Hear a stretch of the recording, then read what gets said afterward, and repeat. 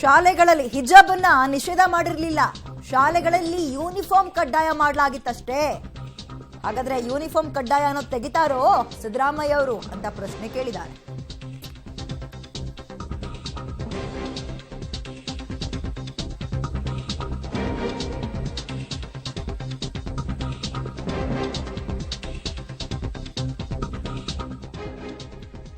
ಶಾಲೆಗಳಲ್ಲಿ ಯೂನಿಫಾರ್ಮ್ ಕಡ್ಡಾಯ ಮಾಡಿತ್ತು, ಅದನ್ನು ಬಿಟ್ಟು ರಾಜ್ಯದಲ್ಲಿ ಹಿಜಾಬ್ ಅನ್ನೇ ನಿಷೇಧ ಮಾಡಿರಲಿಲ್ಲ.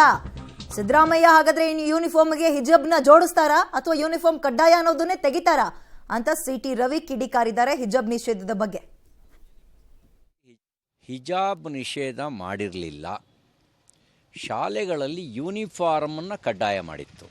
ಈಗ ಮಾನ್ಯ ಮುಖ್ಯಮಂತ್ರಿಗಳು ಸಿದ್ದರಾಮಯ್ಯನವರು ಯೂನಿಫಾರ್ಮಿಗೆ ಹಿಜಾಬ್ ಜೋಡಿಸ್ತಾರೋ ಅಥವಾ ಯೂನಿಫಾರ್ಮನ್ನು ಕಡ್ಡಾಯ ಅನ್ನೋದು ತೆಗಿತಾರೋ?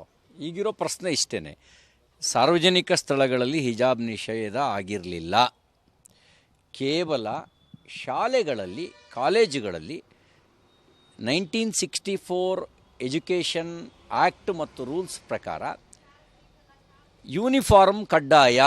ಯೂನಿಫಾರ್ಮ್ನ ಹೊರತುಪಡಿಸಿ ಇನ್ಯಾವುದೇ ರೀತಿಯ ವಸ್ತ್ರ ಸಂಹಿತೆ ಅಲ್ಲಿಲ್ಲ. ಅಲ್ಲಿ ಕೇವಲ ಯೂನಿಫಾರ್ಮ್ ಮಾತ್ರ ಹಾಕಬೇಕು. ಆಯಾ ಕಾಲೇಜಿನ ಆಡಳಿತ ಮಂಡಳಿ, ಕಾಲೇಜುಗಳು ನಿರ್ಣಯಪಡಿಸುವಂತೆ, ಶಾಲೆಗಳು ನಿರ್ಣಯಪಡಿಸುವಂಥ ಸಮವಸ್ತ್ರ ಸಂಹಿತೆಯನ್ನು ಮಾತ್ರ ಪಾಲಿಸಬೇಕು ಅಂತ ನಿಯಮ ಇತ್ತು. ನಾನು ಮುಖ್ಯಮಂತ್ರಿಗಳಿಗೆ ತಮ್ಮ ಮೂಲಕ ರಾಜಕೀಯ ನಾಯಕರುಗಳ ಒಬ್ಬೊಬ್ಬರು ರೀತಿಯ ಒಂದೊಂದು ಹೇಳಿಕೆಗಳು ಅಥವಾ ಆದೇಶ ಕೊಡೋದು, ವಾಪಸ್ ಪಡೆಯೋದು ವಿದ್ಯಾರ್ಥಿಗಳ ಮೇಲೆ ಯಾವ ರೀತಿಯಾಗಿ ಪ್ರಭಾವವನ್ನ ಪರಿಣಾಮವನ್ನ ಬೀರುತ್ತೆ ಅನ್ನುವಂಥದ್ದು ಕೂಡ ಮ್ಯಾಟರ್ ಆಗಿದೆ.